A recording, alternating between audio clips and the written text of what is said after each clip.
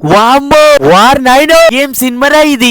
Kannada industry నుంచి మళ్ళీ ఒక సినిమా వచ్చింది. సినిమా పేరే ద మార్క్. ఈ మూవీలో ప్రొటాగనిస్ట్ గా యాక్ట్ చేసింది మన బాద్షా కిచ్చా సుదీప్. ఇప్పుడు ఈ బాద్షా సుదీప్ గురించి చెప్పాల్సిన అవసరమే లేదు, ఎందుకంటే well known versatile actor. Kannada ఇండస్ట్రీలో కొన్ని మాస్ సినిమాలతోటి షేక్ ఆడిస్తున్నాడు అక్కడ. మూవీ యొక్క బేసిక్ ప్లాట్ వచ్చేసి ఇది ఒక complete out and out political action drama thriller movie. కొన్ని ఏరియాస్ నుంచి అయితే చిన్న పిల్లల్ని కిడ్నాప్ చేయడం జరుగుతుంది. మరి ఎందుకు కిడ్నాప్ చేశారు, వాళ్ళని కిడ్నాప్ చేస్తే విలన్స్ కి ఏమొస్తుంది, సో వాళ్ళకి 18 గంటలు టైం ఇస్తారనమాట. ఆ 18 గంటల టైం లోపల మన హీరో వచ్చి కాపాడతాడా, ఈ పర్టికులర్ టైం ఫ్రేమ్ లో మన హీరో ఫేస్ చేసిన కాన్సిక్వెన్సెస్ ఏంది, మరి ఇచ్చిన టాస్క్ కంప్లీట్ చేశాడా లేదా, ఇది మీరు థియేటర్స్ లో చూస్తారు. ఇలాంటి కాన్సెప్ట్స్ మన ముంగడికి వచ్చినప్పుడు మనకు ఒకటి కొడుతుంది.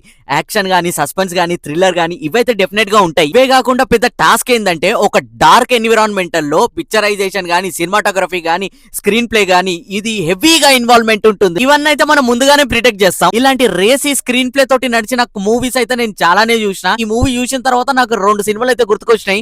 ఒకటి వచ్చేసి ఖైదీ సినిమా, మన కార్తీ నటించింది కదా, అదొకటి నైట్ లోనే జరుగుతుంది కదా డార్క్ మోడ్ లో. అండ్ ఇంకొకటి వచ్చేసి మనకి ఇచ్చా సుదీప్ ఒక 1 year బ్యాక్ అనుకుంటా మ్యాక్స్ సినిమా తోటి అయితే వచ్చిండు, అది కూడా నైట్ అండ్ డార్క్ మోడ్ లో జరుగుతుంది. మరి మీరు ఈ మూవీ చూసిన తర్వాత మీకే సిమిలారిటీస్ అనిపించిన ఈ 2 మూవీల్లో కమెంట్ సెక్షన్ లో కమెంట్ చేయండి. మూవీ స్టార్ట్ అయినప్పటి నుంచి ఇంటర్వెల్ వరకు అరే ఈ సీన్, ఈ క్లిప్ ఈ మూవీలో చూసినాం కదా, ఈ సీన్ అరే ఈ మూవీలో చూసినాం కదా అని అనిపించినా గానీ cinema out and out action episodes తోటి మన కిచ్చా సుదీప్ తన షోల్డర్ మీద మోసిండు. It's all about one man show Kichcha Sudeep. ఎవరైతే మాస్ యాక్షన్ మూవీస్ అయితే ఇష్టపడతారో వాళ్ళకైతే ఇది ఫుల్ మీల్స్ అయితే చెప్పుకోవచ్చు. ఈ మూవీకి ఇంకో బిగ్గెస్ట్ ప్లస్ పాయింట్ ఏంటంటే అజనీష్ లోకనాథ్ మ్యూజిక్ డైరెక్టర్. వామ్మో వార్ నైన్ ఏం కొట్టారా అనే ఫీలింగ్ అయితే కలిగింది.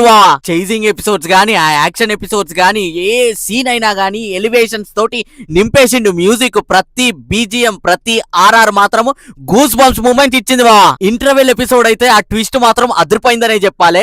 అసలు నేను ఎక్స్పెక్ట్ కూడా చేయలేదు. ఆ ఫైనల్ క్లైమాక్స్ కి ఆ డాట్స్ కనెక్ట్ చేసే విధానం మాత్రం hats off man. Kichcha Sudeep fans కి అయితే ఇది ఫుల్ మీల్స్ అనే చెప్పుకోవచ్చు. ఇక్కడ కూడా ఈ సీన్ ఇలా ఉంది, ఈ సీన్ అలా ఉంది అని నాకైతే బోర్ అయితే కొట్టలేదు.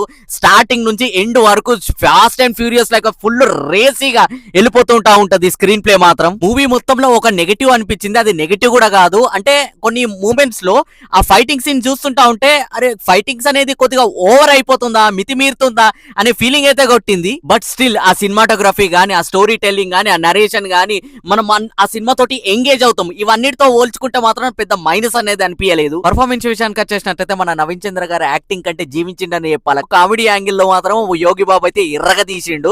ఆయన వచ్చిన ప్రతి సీను అదిరిపోయింది. ఓవరాల్ గా వన్ లైనర్ లో ఈ మూవీ ఎలా ఉంది అని నన్ను అడిగితే మాత్రం రీసెంట్ టైమ్స్ లో నేను చూసిన the best movie from Kannada industry the mark.